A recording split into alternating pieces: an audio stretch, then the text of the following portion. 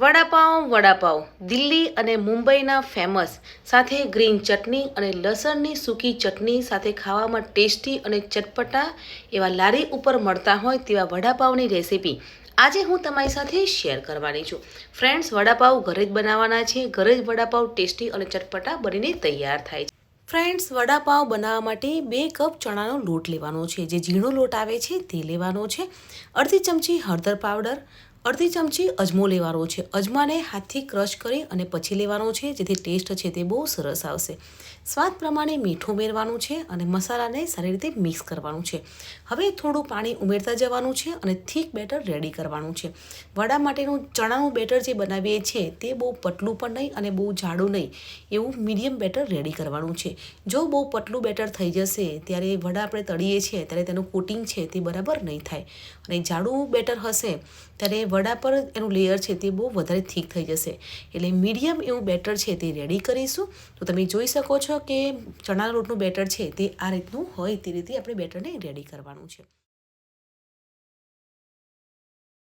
હવે અહીંયા લસણની કળી લેવાની છે, સાથે આદું લેવાનું છે અને 2 લીલા મરચાં લીધા છે. તેને મિક્સર જારમાં ક્રશ કરી લેવાના છે. તમારે મિક્સર જારમાં ક્રશ ના કરવા હોય તો ચોપરમાં પણ ચોપ કરી શકો છો. પાઉંવડા બનાવીએ છીએ તો તેની માટે ટેસ્ટી અને ચટપટા એવા વડાનો માવો રેડી કરીશું, એટલે કે બટાકા વડાનો માવો રેડી કરીશું. તો માવો રેડી કરવા માટે પેનમાં 2 ચમચી તેલ લેવાનું છે. તેલ ગરમ થઈ જાય પછી અડધી ચમચી રાઈ અને અડધી ચમચી જીરું ઉમેરવાનું છે. ચપટી હિંગ ઉમેરવાની છે અને લસણ આદુ મરચાંની પેસ્ટ ઉમેરી અને સાંતળવાની છે.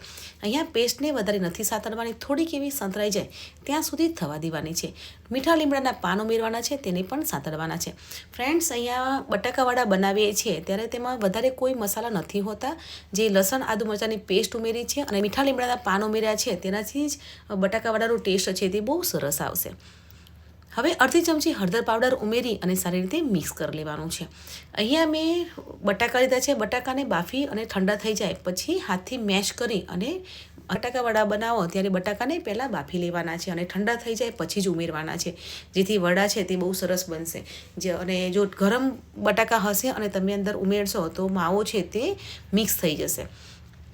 તો માવાને સારી રીતે મિક્સ કરવાનું છે અને સ્વાદ પ્રમાણે મીઠું ઉમેરવાનું છે, લીંબુનો જ્યુસ ઉમેરવાનો છે અને લીલા ધાણા ઉમેરી અને સારી રીતે મિક્સ કરી લેવાનું છે. ફ્રેન્ડ્સ, જ્યારે પણ બટાકાવાળા બનાવીએ છીએ ત્યારે વધારે મસાલા નથી હોતા. અહીંયા સિમ્પલ મસાલા હોય છે અને તેનાથી તેનો ટેસ્ટ છે તે બહુ સરસ આવે છે. મસાલાને સારી રીતે મિક્સ કરી અને એક પ્લેટમાં લઈ લેવાનું છે અને ઠંડુ થવા માટે મૂકી દેવાના છે.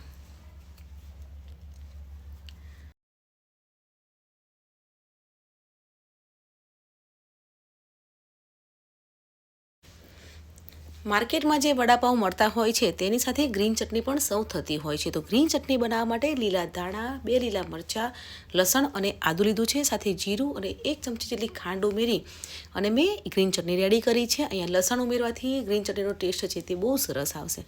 તો ચટણી પણ રેડી થઈ ગઈ છે, તો તેને એક બાઉલમાં લઈ લઈશું. અહીંયા આપણે વડાપાઉં બનાવીએ છીએ ત્યારે અહીંયા માવો પણ રેડી થઈ ગયો છે, ચટણી પણ રેડી થઈ ગઈ છે અને માવો ઠંડો થઈ ગયો છે. તો અહીંયા સેમ સાઈઝના વડા રેડી કરી લઈશું.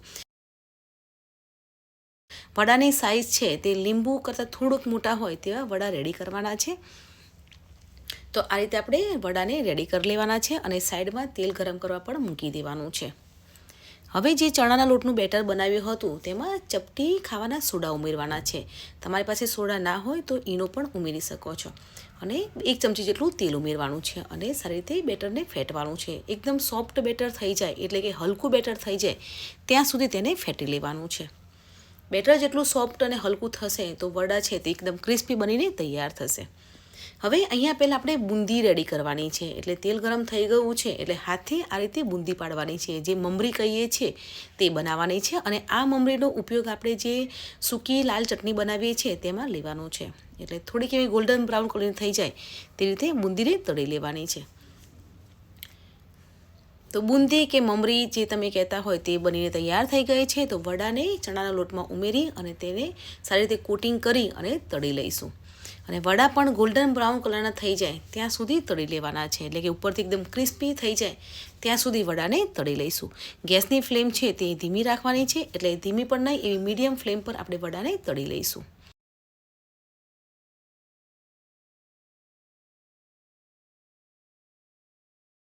ફ્રેન્ડ્સ, વડાપાઉં બનાવીએ છીએ તો અડધો કલાકમાં વડાપાઉં છે તે બનીને તૈયાર થઈ જાય છે. ચટણી રેડી હોય તો વડાપાઉં છે તે બનતા વાર નથી લાગતી.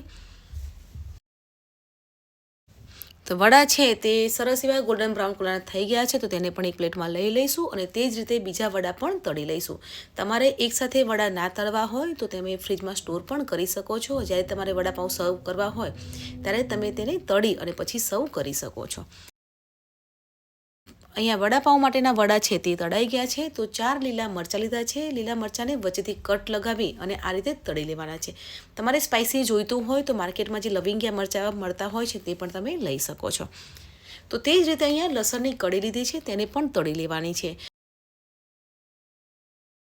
સૂકી ચટણી બનાવવાની છે તેમાં લસણની કળીને તળીને લેવાની છે, જેથી તેનો ટેસ્ટ અને ફ્લેવર છે તે બહુ સરસ આવશે.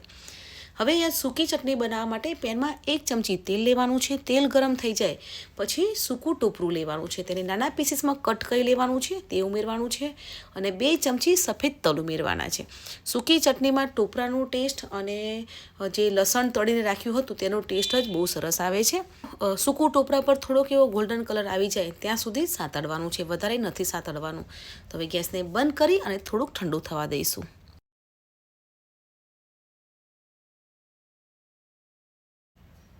તો ટોપરાની ઉપર ગોલ્ડન બ્રાઉન કલરનો આવી ગયો છે અને થોડું ઠંડુ પણ થઈ ગયું છે. તો મિક્સર જાર લેવાનું છે અને જારમાં આપણે ટોપરું અને સફેદ તલ છે તે ઉમેરી લઈશું. સાથે જ લસણની કળી જે તળી હતી તેને પણ મિક્સર જારમાં લઈ લેવાની છે. 1 ચમચી કાશ્મીરી મરચું લેવાનું છે. તમારે તીખાશ જોઈતી હોય તો નોર્મલી લાલ મરચું આપણે લેતા હોય છે તે પણ લઈ શકો છો અને સૂકા લાલ મરચાં પણ તમે લઈ શકો છો. સ્વાદ પ્રમાણે મીઠું ઉમેરવાનું છે અને જે મમરી તળીને રાખી હતી તે પણ જારમાં લઈ લેવાની છે. સારી રીતે ક્રશ કરી લેવાનું છે. તો માર્કેટમાં વડાપાઉં સાથે સર્વ થતી હોય તેવી સૂકી લાલ ચટણી છે તે બનીને તૈયાર થઈ જશે. તો પરફેક્ટ એવી લાલ ચટણી છે તે બનીને તૈયાર થઈ ગઈ છે. તો તેને પણ એક બાઉલમાં લઈ લઈશું. તો અહીંયા લીલી ચટણી, સૂકી ચટણી તે પણ બનીને તૈયાર થઈ ગઈ છે અને પાઉં પણ આપણા રેડી છે. જે માર્કેટમાં જે સોફ્ટ પાઉં મળતા હોય છે તે જ પાઉં મેં લીધા છે. તો પાવને વચ્ચેથી કટ લગાવવાનું છે. અહીંયા વડાપાઉંના જે પાઉં મળતા હોય છે તે જ પાઉં લેવાના છે અને પાવને વચ્ચેથી કટ લગાવવાનો છે. એકદમ પૂરા કટ નથી કરવાના, વચ્ચેથી કટ લગાવી અને થોડી કિનારી છે તેને રહેવા દેવાની છે. એટલે આ રીતે આપણે કટ લગાવવાનું છે અને કટ લગાવ્યા પછી જે લીલી ચટણી બનાવી હતી તેને લગાવવાની છે પાવની ઉપર. અને મેં મારા ઘરે ખજૂર આમલીની ચટણી છે તે પણ મેં લગાવી છે. તમારે ખજૂર આમલીની ચટણી ના લગાવી હોય પાવની ઉપર તો પણ તમે સ્કીપ પણ કરી શકો છો. તો બંને ચટણી આપણે પાવની ઉપર લગાવી લીધી છે. ઉપરથી સૂકી લાલ ચટણી જે રેડી કરી હતી તે મૂકવાની છે, વચ્ચે વડું મૂકવાનું છે અને લીલું મરચું મૂકી અને વડાપાવને સર્વ કરીશું. તો મુંબઈ અને દિલ્હીના ફેમસ એવા વડાપાઉં છે તે બનીને તૈયાર થઈ ગયા છે. તો પાવની વચ્ચેથી કટ લગાવવાનું છે, બંને ચટણી લગાવવાની છે, સૂકી લાલ ચટણી લગાવી વચ્ચેથી વડું મૂકી અને લીલું મરચું મૂકવાનું છે અને પાવને સર્વ કરીશું. તો ફ્રેન્ડ્સ, આજની મારી રેસિપી એટલે વડાપાઉં.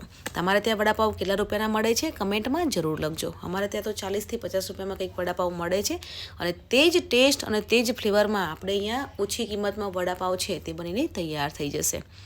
તો પરફેક્ટ એવા માર્કેટમાં મળતા હોય તેવા, લારી ઉપર મળતા હોય તેવા અને દિલ્હી અને મુંબઈના ફેમસ એવા વડાપાઉં છે તે બનીને તૈયાર થઈ ગયા છે. તો ફ્રેન્ડ્સ, આજની મારી વડાપાઉંની રેસિપી કેવી લાગી કમેન્ટમાં જરૂર બતાવજો.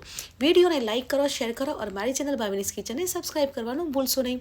મળીએ છીએ નવી આસાન રેસિપી સાથે. ત્યાં સુધી bye bye, take care and enjoy.